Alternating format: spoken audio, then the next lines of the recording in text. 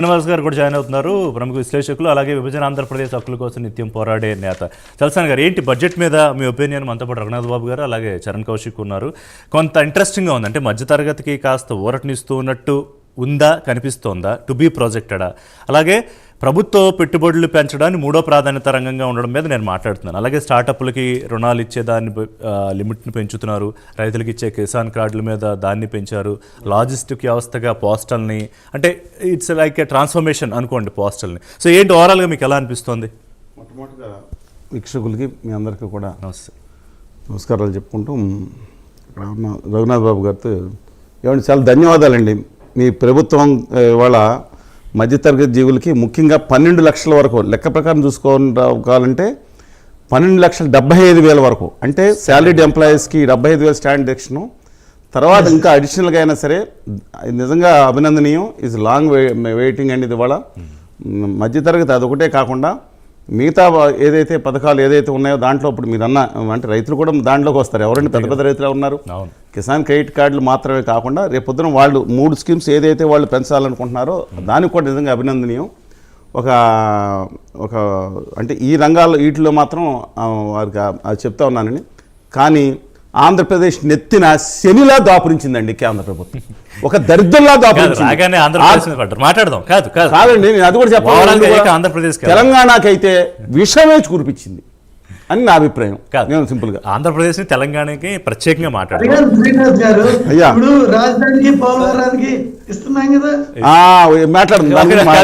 నేను వస్తాను. ఒక నిమిషం రఘునాథ్ బాబు గారు,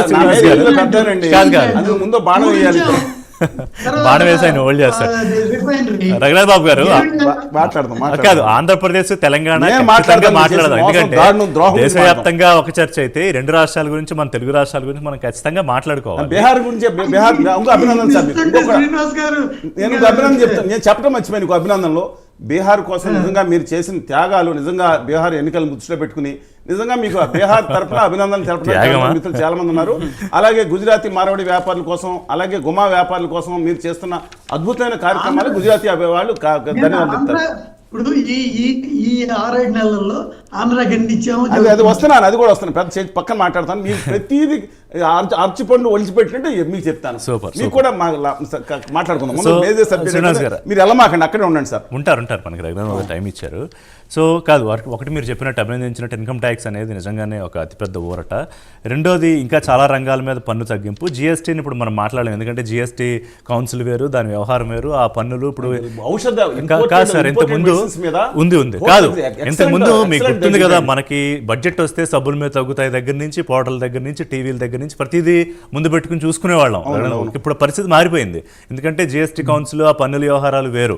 సో ఇప్పుడు నాకు స్టార్టప్ల విషయంలో సార్, స్టార్టప్స్ అలాగే తర్వాత స్కూల్స్లో నైపుణ్య శిక్షణ, వీటికి ప్రత్యేకంగా కేటాయించిన దాంతోపాటు ఈ ప్రభుత్వ పెట్టుబడుల వ్యవహారం మీద మీకు ఏమర్థమైంది? మూడో ప్రాధాన్యత రంగంగా పెట్టుబడులు అనేది నిర్మలా సీతారామన్ గారు చాలా స్ట్రెస్ చేశారు.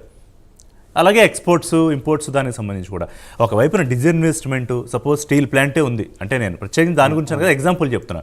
లేకపోతే వీటి మీద ప్రైవేట్కి ఇచ్చేసే ఆలోచన, లేకపోతే మరొక ప్రభుత్వానికి బిజినెస్కి సంబంధం ఏంటన్న దగ్గర నుంచి కొంత కేంద్ర ప్రభుత్వం ఏమన్నా టిల్టింగ్ ఆలోచన చేస్తుందా? అంటే దాన్ని ఒక విధంగా మనం పాజిటివ్గా చూడాలి. అంటే మన సైడ్ నుంచి చూడక్కర్లేదండి. ఆదాని గారు ఆ వ్యాపారుల దగ్గర నుంచి చాలా వాళ్ళ దగ్గర నుంచి చాలా పాజిటివ్ బడ్జెట్. ఎందుకంటే మేకను బలిచ్చే ముందల ప్రజల నిధులతో దానికి బంగారంగా అలంకరించి నగలు వేసేసి దాన్ని బలిచ్చి వాళ్ళకి ఇచ్చేయడం అనమాట. నేను చెప్తున్నాను, నేను అంటే కొన్ని చోట్ల ఎగ్జామ్షన్ ఉండొచ్చు. స్పెసిఫిక్గా మనం దాంట్లో ఇంకోటి సీతారామన్ గారు, పరకాల నిర్మలా సీతారామన్ గారు ఒక మాట మాట్లాడారు. ఏం మాట్లాడారంటే దాంట్లో బడ్జెట్ రంగం ఏదైతే ఇస్తున్నామో దీంట్లో ఫస్ట్ ప్రాధాన్యత ఉన్నా సరే ప్రాజెక్టులకి పీపీపీ అంటే ప్రైవేట్ పార్ట్నర్షిప్లను కూడా మేము ఆహ్వానిస్తున్నాం, పెట్టుబడి 49% పెట్టి. ఇది మేజర్ ఉంది. ఇంకోటి నేను స్పష్టంగా చెప్తున్నానండి, ఇది ఇంకోటి టాయ్స్ కోసం అభివృద్ధి నిజంగా ధన్యవాదాలు చెప్తున్నాను వారికి. ఎందుకంటే కాదు, మీరు సెటైర్ నిజంగా ఆడియన్స్కి అర్థం అవ్వాలి, ఆడియన్స్కి అర్థం అవుతుందండి. వాళ్ళు మా వాళ్ళు తెలుగు వాళ్ళు చాలా తెలుగుగలరు. వాతల గీతలని పెట్టారు కదా ఇప్పుడు ఉత్తర భారత. నేను అద్భుతంగా ఒక ధన్యవాదాలు చెప్పాలి. ఏంటంటే టాయ్స్ పరిశ్రమ కోసం ఇవాళ ప్రత్యేక క్లస్టర్ చాలా అద్భుతంగా సార్ ప్రకటించారు. ఎంత పెద్ద పరిశ్రమ టాయ్స్. నేను ఇంటర్నేషనల్ హబ్ కింద తీర్చిదిద్దడానికి it's not a joke and toys పరిశ్రమ లక్షల కోట్ల రూపాయల ప్రపంచంలో ఉందండి. ఇవాళ దాన్ని ఇంటర్నేషనల్ హబ్ కింద తీర్చిదిద్దడానికి ఇంతకుముందే చేశారు. ఎందుకు చేశారని నేను వెతికాను. చాలా మంచి పని చేశారంటే అంబానీ గారు నిన్న టాయ్స్ కంపెనీ మొన్న లాస్ట్ బ్రహ్మాండ కంపెనీ పెడుతున్నారు. ఓకే. మొత్తం అంతర్జాతీయ ఫెసిలిటీ అంబానీ గారి కోసమో, అదానీ గారి కోసమో, షా గారి కోసమో, సింఘి గారి కోసమో, మిత్తల్ గారి కోసం, అగర్వాల్ గారి కోసం వాళ్ళు అద్భుతమైన ప్రణాళికలు రచించినట్టు అనిపించింది. బట్ నేను చెప్పాను పాలకు పాలు నీళ్ళకి నీళ్లు తీసుకుంటే సరే మీరు ఆంధ్రప్రదేశ్ విషయం తెలంగాణ విషయం తర్వాత మాట్లాడదాం, ఇప్పుడు మాట్లాడదాం.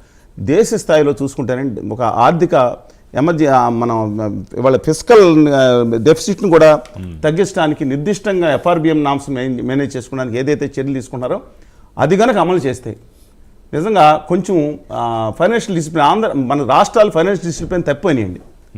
నిజంగా నేను మన రాష్ట్రం ఇంకో రాష్ట్రం కాదు, నిజంగా చెప్తాను. తెలంగాణ కూడా ఇవాళ గవర్నమెంట్ మారిన తర్వాత ఫైనాన్షియల్ డిసిప్లిన్ తప్పిపోతుంది. ఇంతకుముందు కూడా తప్పిపోలేదని కాదు, ఆంధ్రప్రదేశ్ ఇంతకుముందు తప్పిపోయింది, ఇంకా తప్పిపోతుంది. అందువల్ల ఈ రాష్ట్రాలను కంట్రోల్ సరే ఈ విషయంలో కేంద్రం మాత్రం గౌరవ ప్రధానమంత్రికి వచ్చినప్పుడు 50 లక్షల కోట్ల రూపాయలు ఈ దేశానికి అప్పు ఉందండి. ఇప్పుడు ఫైనాన్షియల్ 200 లక్షల కోట్లకు పెంచుతున్నారు. కానీ ఇప్పుడు కొంచెం సోయి తెచ్చుకున్నారు. మనం దాన్ని ఎలా అదుపు చేయాలి, ఫారిన్ మన నుంచి లోన్లు తెచ్చుకునే విషయాన్ని మనం రెగ్యులేట్ ఇప్పుడు ఇమ్మీడియట్గా అవ్వదు, దాన్ని రెగ్యులేట్ చేయడానికి ఒక నిధి ఒకటి ఏర్పరుస్తారన్నారు. అంటే మనకు వచ్చే దీంట్లో నిధులోంచి దాంట్లో పెట్టుకుని రెగ్యులేట్ చేస్తే గుడ్. అంటే ఫైనాన్షియల్ డిసిప్లైన్ విషయం వరకు అంటే ఎక్సెప్ట్ గుమ్మా వ్యాపారాల విషయం తప్ప remaining actually we should appreciate and if they are going to implement